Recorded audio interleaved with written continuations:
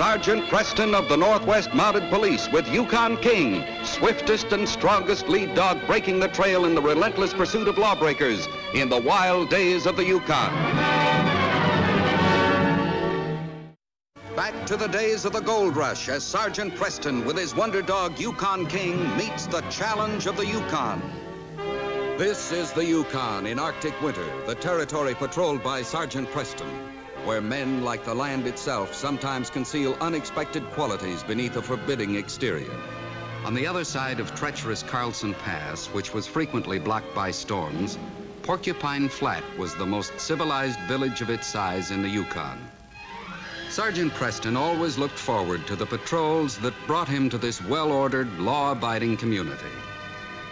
As a result of its good reputation and beautiful natural setting, Porcupine Flat attracted the more stable element among those who came to the far north in the quest for gold. But all around was still the untouched wilderness, and to an adventurous boy like young Danny Lawson, it seemed a paradise. Come on, Putsy. Oh, come on. We're almost to the creek. Here, do you want a pretzel? All right, you go get it.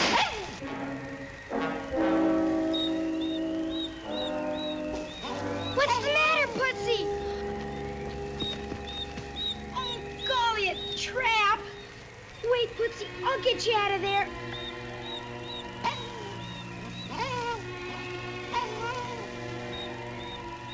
Please, Putsy, don't cry.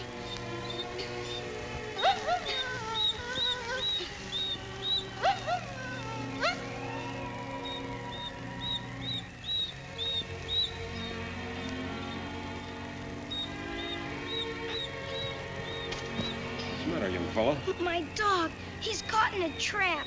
I can't pry him loose. Help me, mister.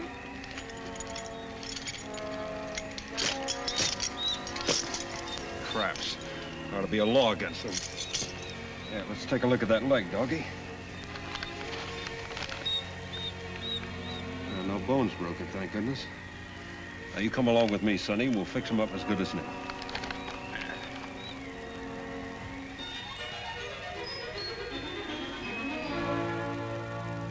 You live here, mister? I haven't seen you in town. My name's Danny. What's yours? My mama runs a restaurant. You gonna stay here long? Oh, there, Sonny. One question at a time, huh? No, I don't live here. Just passing through. And I've got a boy at home just your age. What's his name? Bobby.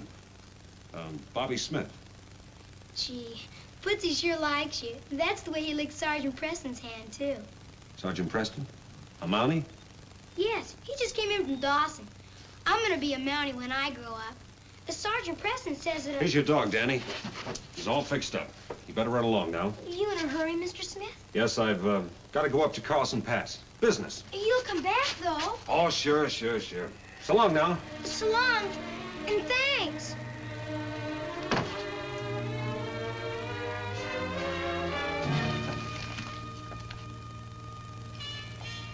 Here you are, Sergeant. Oh, that's wonderful, Mrs. Lawson. Be a big bone for you, too, King. Here's Danny now, Sergeant. Well, hello, Danny. How's my littlest recruit? Fine, thanks, Sergeant. Hello, King. How about a kiss for Mother? Oh, sure, Now, Mom. wait a minute. You can't kiss your mother the right way with that dog in your arms. May I have some pretzels? I knew I didn't get that kiss for nothing. Help yourself. Hey, what happened to Putsy, Danny? Oh, I got caught in a trap. Well, whoever bandaged it did a good job. Mr. Smith got him out and bandaged him and everything. Mr. Smith, the lawyer? No, this was another Mr. Smith. Never saw him before. Well, we'll have to thank him. I did, but he was in a big hurry to go over Carlson Pass. Carlson Pass? Yeah, he has a boy just my age, named Bobby. Well, I just came from there, and it's snowed in. Very treacherous. We'd better warn you, Mr. Smith. But your steak, Sergeant. Here, save it for me, will you, Mrs. Lawson? Will you take Putsy and me? Well, it's all right with your mother. May I, Mom? All right. Okay, here, you take Putsy and jump in the sled. Go ahead.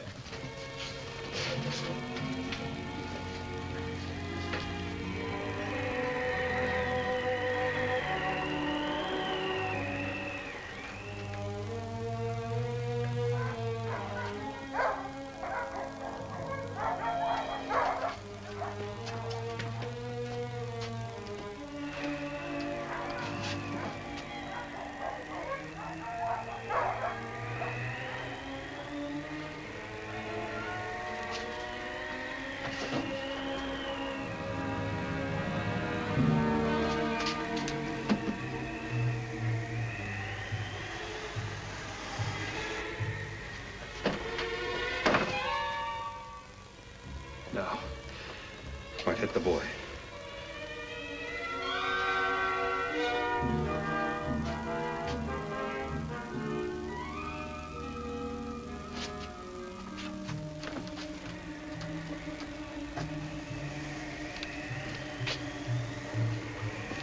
Ho, King, ho.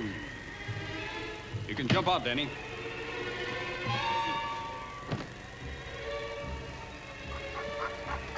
Yes, I know you're anxious. Come on. Hello, Mr. Smith. Hello, Danny. This is Sergeant Preston. I told you about him. That's right, you did. How are you? Hello, Sergeant. Danny tells me you plan to go over Carlson Pass, Mr. Smith. Is there any law against it? No. No, of course not. Wanted to warn you, I just came back from there. The pass is snowed in. Thanks, but I can take care of myself. You live here? No, I'm just passing through. Where are you from, Mr. Smith? Oregon, why? Have you ever been in the Paiute gold fields? No. No, I haven't. Do you have any identification with you? Say, what is this? I'm looking for a man by the name of McQuaid. He's wanted in a shooting scrape down in Paiute. You answer the description. Maybe a lot of other people do, too. Maybe. So if you can prove your identity, I'd appreciate it. I can't. Should be simple. Letter, card, or piece of paper with your name on it? I haven't got any. My sled took a spill on Devil's Ravine on the way over here. I lost all that stuff. Well, in that case, I'd better search the cabin. I guess there's no way I can stop you. Only I just finished loading all my gear on my sled.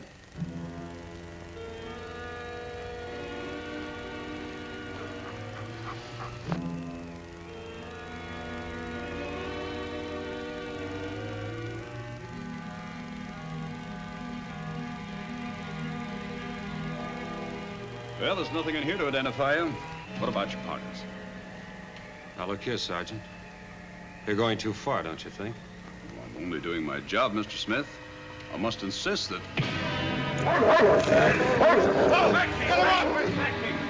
All right, come on, get up, Smith. Now, let me see what's in your pocket.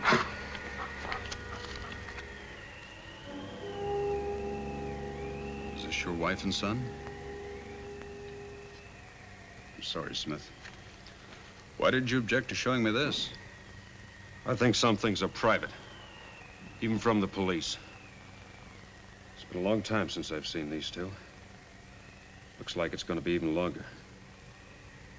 I'm sorry I lost my head and took a poke at you. It's all right, I'll forget about it.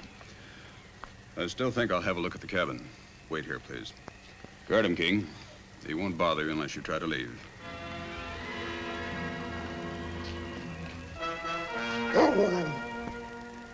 No, Mr. Smith is not a bad man.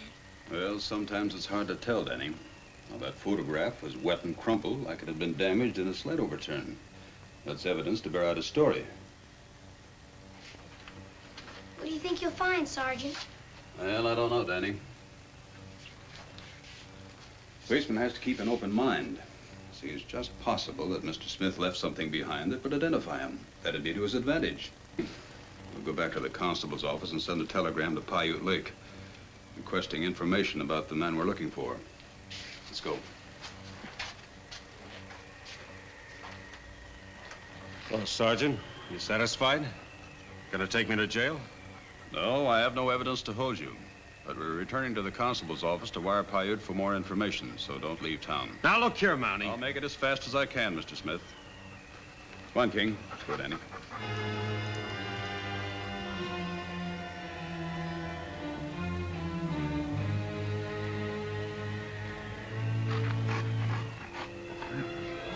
Sit.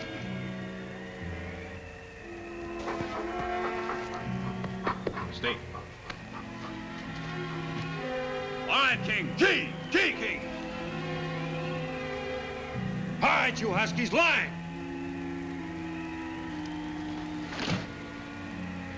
A few minutes, we'll be getting out of here.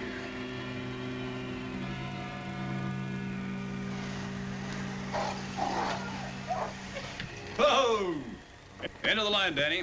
Tell your mother I'll be ready for that steak in a few minutes. Sure thing, Sergeant. And thanks for the ride.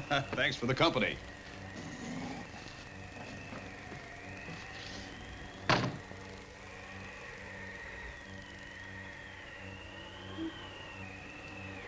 Where'd you get this? Tobacco. Mr. Smith is smoking a pipe. I bet it's his. MCQ. McQuaid.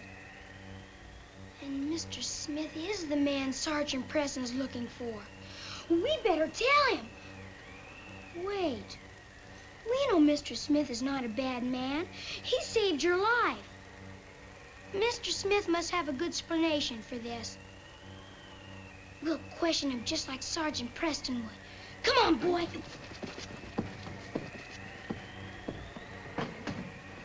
Well, Mrs. Lawson, I'm ready for that steak if it's ready for me. It'll take a few minutes, Sergeant. I didn't know you were coming. Didn't Danny tell you? Why, no. He didn't come in. I saw him running down the street. Well, that's odd. I asked him to let you know. Yes, it is strange. Danny is usually very reliable. I wondered about the direction he took. What do you mean? The trail to Carlson Pass. Carlson Pass. Well, where are you going, Sergeant? Get Danny. Oh, he'll only go as far as the bend. That's all he's permitted. Well, I'll just check anyway. He's not in any danger, is he? Of course not, Mrs. Lawson. I'll be back just as soon as possible.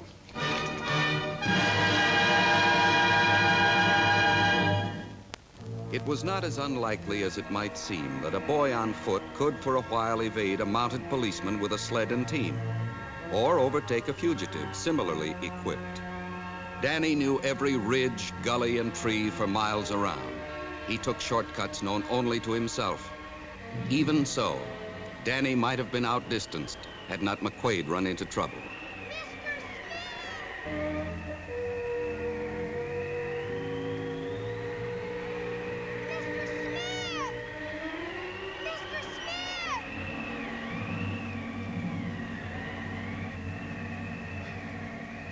Must be hearing things. Mr. Smith! Mr. Smith!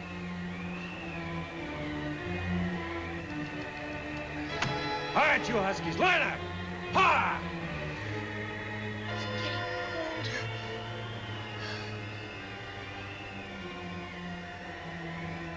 cold. Go get Mr. Smith, boy. Get him, boy.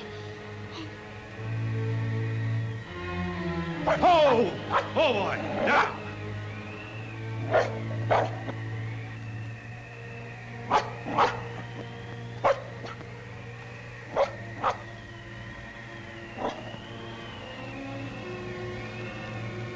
Footsie, what are you doing way out here, huh? Where did you get this? Where's Danny? Over there? Okay, Footsie, let's go.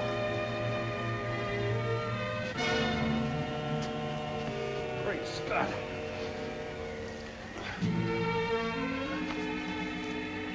Ought to take him back to town, but...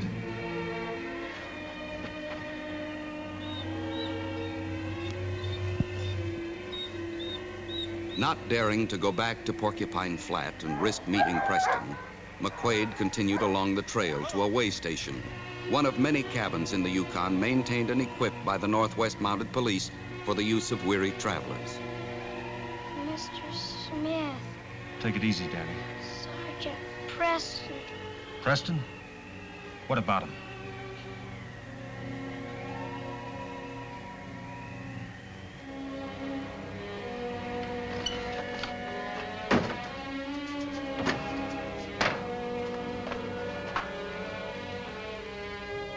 Preston drove his team hard behind the great lead dog Yukon King toward Carlson Pass. Just as I thought. And he's taking a shortcut trying to catch up with Smith. If that's his name. Now, this is gonna be tough. But we can do it. Sure we can. All right, give me a hawking. Ha! He was greatly concerned over what might have happened when the boy met the man Preston suspected might be an outlaw.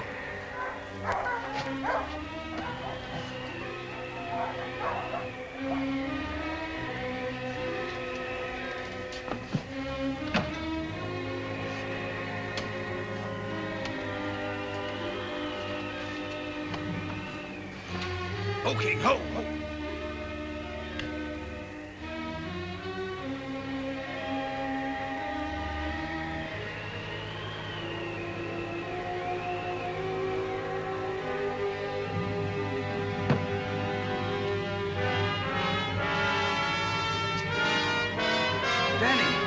Danny, what happened?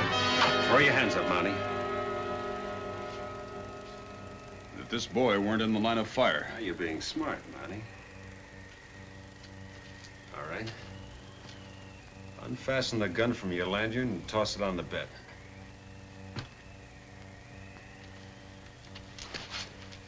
That's better. Now you're going outside and turn your sled over. That'll anchor your team.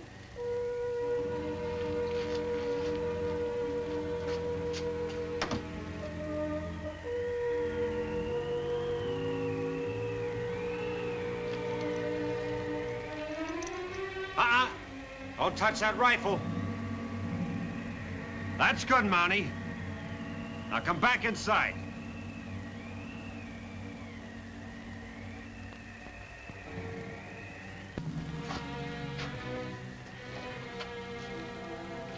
Takes care of your dogs. All right, get your handcuffs out.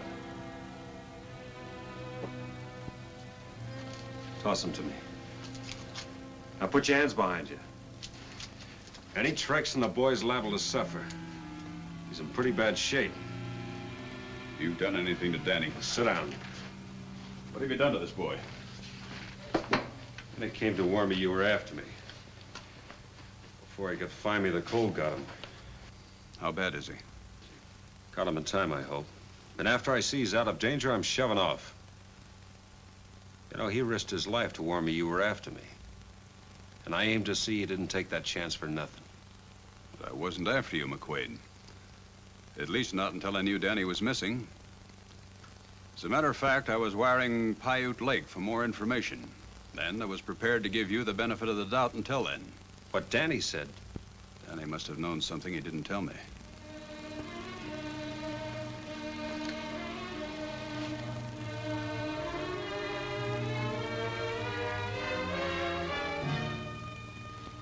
Isn't that right, Mr. McQuaid?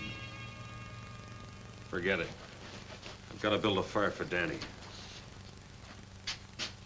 No wood. Sorry I had to use all the wood. We'll replace it on my return trip.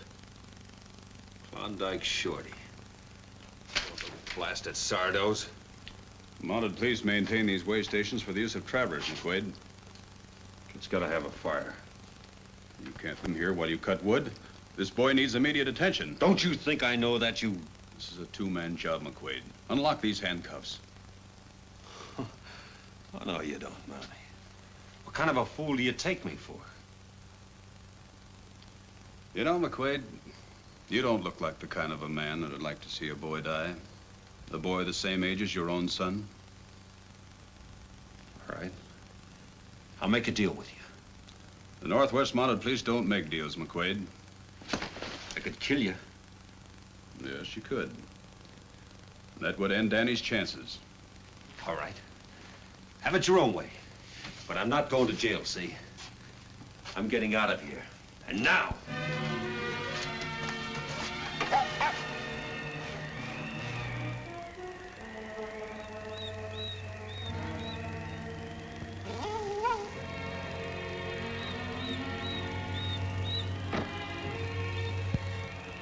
Suppose this were your own son, McQuaid. The young fellow in your picture. As I said before, we don't make deals. But I'll tell you this much. My primary duty is to save life. What do you mean by that? I mean that until Danny is out of danger, I'll perform no other duty. And after he's out of danger? Then I'll arrest you. If you can. If I can. All right. That's good enough for me. Where are the keys? In my side pocket.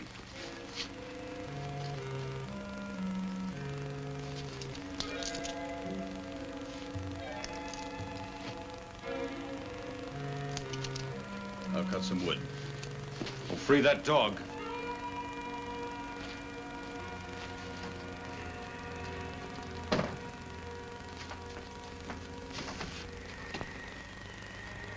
Knowing that something was wrong inside the cabin, King was growing increasingly restless.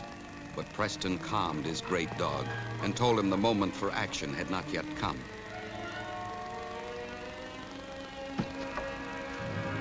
And so began perhaps the strangest truce ever made between two men of the far north.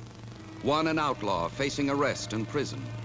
The other the lawman dedicated to capturing him. Both united to save the life of a small boy, knowing that the instant their goal was achieved, they would once more become deadly enemies, that possibly only one of them would leave this room alive.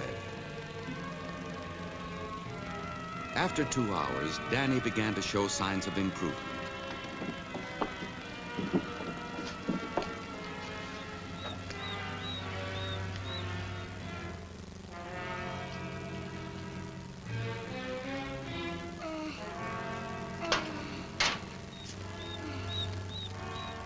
Believe he's going to be all right, McQuaid. All right, Mountie. The kids come out of it and the truce is over. I'm leaving. Oh, you're not? You're coming with me. Don't be a fool, Preston. I'm arresting you in the name of the Crown. You take one more step and I'll fire. I don't think you will, McQuaid. Give me the gun.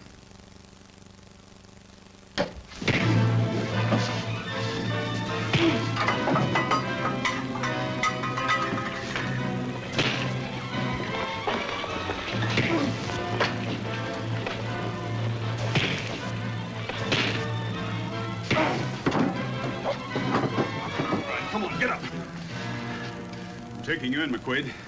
You drive your own dog team, and I'll follow you right behind you.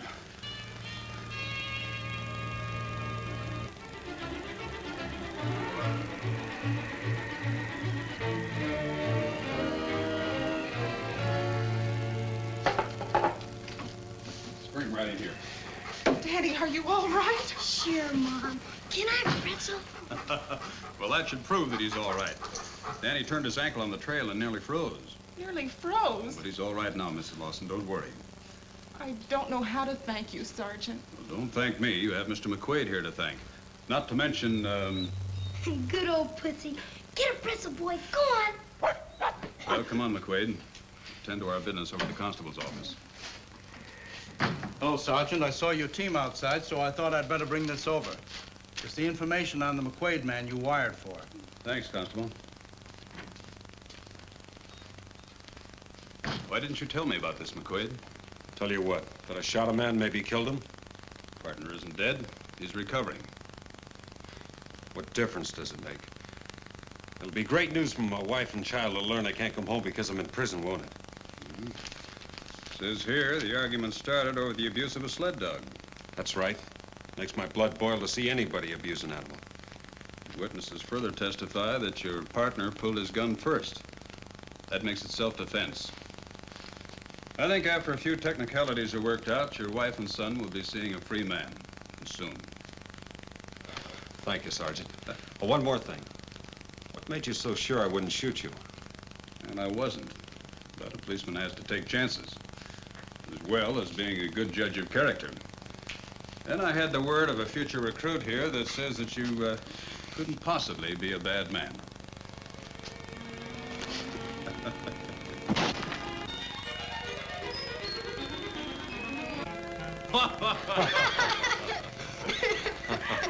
That's all right, Putsy. You and King deserve a reward. Meet Hardy, boys. This case is closed.